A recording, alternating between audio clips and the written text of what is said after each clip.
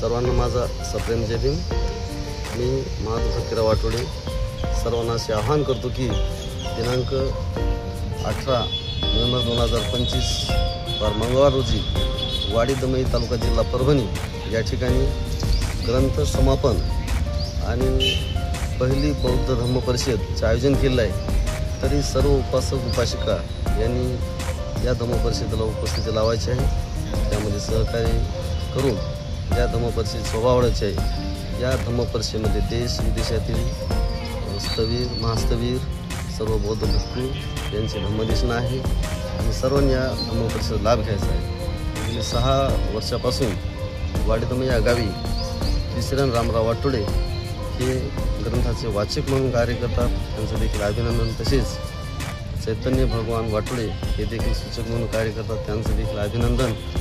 आणि वाडी दमई या गावी सर्व बौद्धमय वातावरण असते।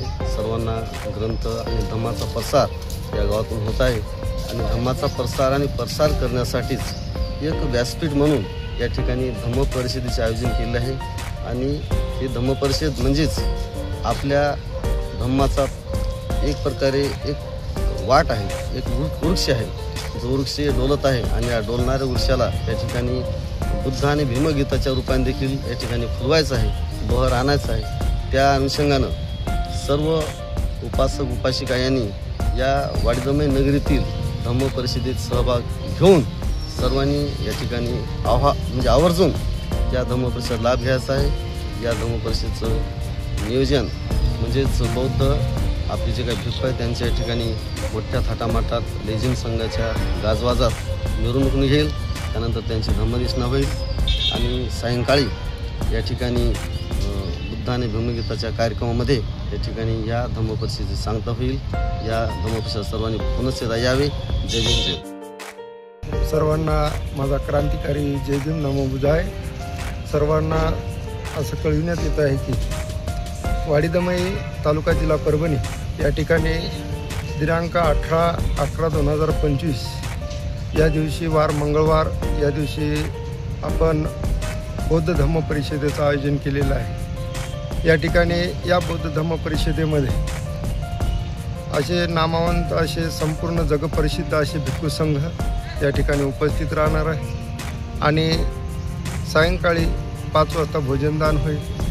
त्यानंतर रात्रीच्या कार्यक्रमामध्ये असे महाराष्ट्रातील सुप्रसिद्ध कवी गायक या कार्यक्रमासाठी उपस्थित राहून या कार्यक्रमामध्ये भीम व बुद्ध गीताचा या ठिकाणी संपूर्ण असा गीत गायनाचा कार्यक्रम करणार आहे। तरी आपण सर्वांनी या धम्म परिषदेमध्ये उपस्थित राहून या धम्म परिषदेची शोभा वाढवावी।